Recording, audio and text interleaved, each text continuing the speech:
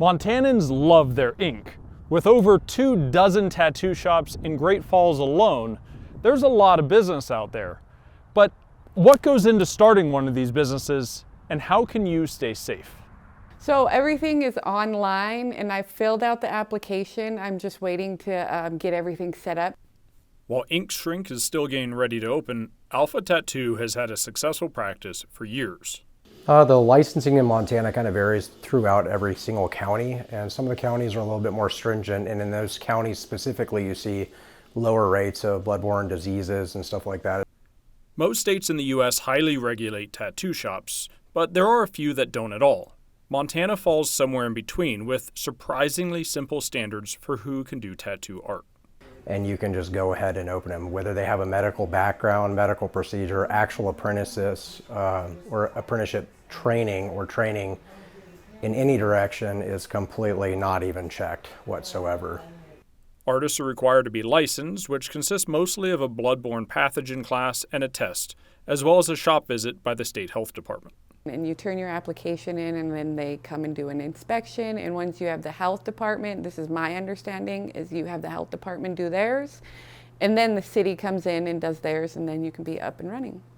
There is a sanitation quiz that you do, and I've already got that one done because I used to be at a different shop, and there's regulations on how you clean your surfaces, how you clean your floor, and you have to have all that in the application.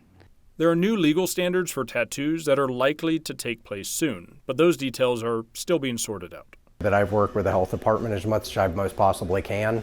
Great Falls is just so far behind that with me moving here into this area, it's been kind of a shock. So how can you find a suitable shop?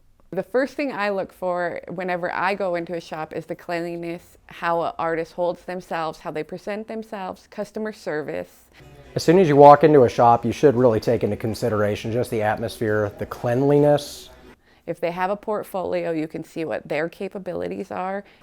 Even the attire that individuals wear, if they look dirty. Self-care is one of the first things that you see as an individual walking into a shop. If an individual looks dirty, likely their habits are going to be dirty, and it's going to go from home into the shop. I had a customer come in not too long ago that was with Alluvian Care and said that HIV and hepatitis C in our region is actually skyrocketing. And this can be mirrored also with the amount of shops that are being just opened without really being checked. All you need is a certain amount of information to open them. In Alaska, they have a board of directors which actually watches over the industry in Alaska specifically, made up by multiple shop units that are the top end shops. I'm just hoping also to help the industry in this town change, and whether that be industry here or nationwide or statewide, I'm going to do my best to do that. In Great Falls, I'm James Rowland, MTN News.